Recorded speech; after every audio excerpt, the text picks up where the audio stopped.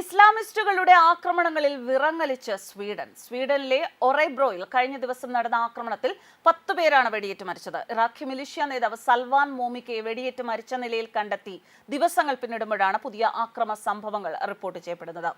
സ്റ്റോക്ക്ഹോമിൽ നിന്ന് ഏകദേശം 200 കിലോമീറ്റർ പടിഞ്ഞാറ് സ്ഥിതി ചെയ്യുന്ന ഒറൈബ്രോ നഗരത്തിലെ സ്കൂളിലാണ് വെടിവെപ്പുണ്ടായത്. ആക്രമണം നടത്തിയാൽ സിറിയൻ വംശജനാണ് എന്നാണ് പുറത്തുവരുന്ന റിപ്പോർട്ടുകൾ. ജനുവരിയിൽ മാത്രം സ്വീഡനിൽ 31 സ്ഫോടനങ്ങളും ഒരു കൊലപാതകവും നടന്നു. കഴിഞ്ഞ വർഷം ഓരോ 24 മണിക്കൂറിനിടയിലും വെടിവെയ്പ്പുകളും 3 ദിവസങ്ങൾ ഇടവിട്ട ബോംബ് സ്ഫോടനങ്ങളും സ്വീഡനിൽ ഉണ്ടായിട്ടുണ്ട്.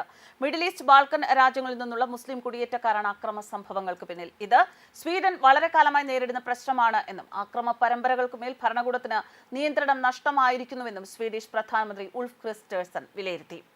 ഇസ്ലാമിക രാജ്യങ്ങളിലെ കുടിയേറ്റക്കാരാണ് സ്വീഡനിലെ ഗുണ്ടാ സംഘങ്ങളിൽ അധികവും. ഒരു കാലത്ത് ലോകത്തിലെ ഏറ്റവും സുരക്ഷിതമായ രാജ്യങ്ങളിൽ ഒന്നായിരുന്നു സ്വീഡൻ.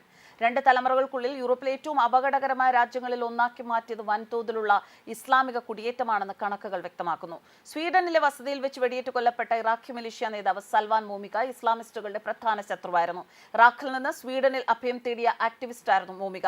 എക്സ് മുസ്ലിമായി ഇദ്ദേഹം ഇസ്ലാമിന്റെ കടുത്ത വിമർശകനായിരുന്നു. അതിന്റെ പേരിൽ നിരവധി വധഭീഷണികളും നേരിട്ടിരുന്നു. ഇസ്ലാമിക തീവ്രവാദം ലോകമെമ്പാടും പടരുന്നതിന്റെ പേരിൽ ഇസ്ലാം മതത്തിനെതിരെ കടുത്ത വിമർശനം എങ്ങും നിന്നും ഉയർന്നു വരുന്ന ഒരു കാലമാണ് ഇത്.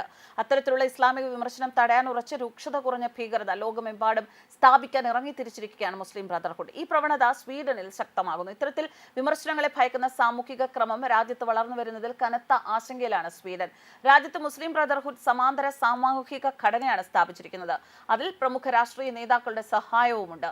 ഇസ്ലാമിനെ വിമർശിക്കുന്നത് അസാധ്യമാക്കി തീർക്കുക, അത് തന്നെയാണ് ഈ നീക്കത്തിലൂടെ അവരുടെ ലക്ഷ്യമെന്നാണ് റിപ്പോർട്ടുകൾ സൂചിപ്പിക്കുന്നത്. ഇസ്ലാമിസ്റ്റ് ഗ്രൂപ്പുകളെ അവരുടെ ആത്യന്തിക ലക്ഷ്യങ്ങൾ നേടാൻ സഹായിക്കുക എന്ന ലക്ഷ്യവും മുസ്ലിം ബ്രദർഹുഡിനുണ്ട്. മുസ്ലിങ്ങളെ രാഷ്ട്രീയപരമായി ഏകീകരിച്ച് ആഗോളതലത്തിലൊരു സുന്നി ഇസ്ലാമിക് ഖലീഫത്ത് സ്ഥാപിക്കുകയാണ് 1962 സ്ഥാപിക്കപ്പെട്ട മുസ്ലിം ബ്രദർഹുഡിന്റെ ലക്ഷ്യം. ലോകത്തിലെ ഏറ്റവും വലിയ ഇസ്ലാമിസ്റ്റ് സംഘടന എന്ന് തന്നെ ഇതിനെ പറയാം.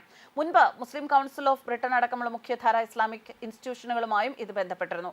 ഇസ്ലാമിക് തീവ്രവാദികളുമായുള്ള ബന്ധത്തിന്റെ പേരിൽ നിരവധി തവണ രൂക്ഷ വിമർശനങ്ങൾക്ക് ഇസ്ലാമിക് ബ്രദർഹുഡ് വിമർശനങ്ങൾക്ക് വിധേയമായിട്ടുമുണ്ട്. അതിനു പുറമെ Bahrain, Egypt, Russia, Saudi Arabia, UAE ഇവിടങ്ങളിലെ ഗവൺമെന്റുകൾ അതിനെ ഒരു ഭീകര സംഘടനയായിട്ടാണ് പരിഗണിച്ചു വരുന്നത്.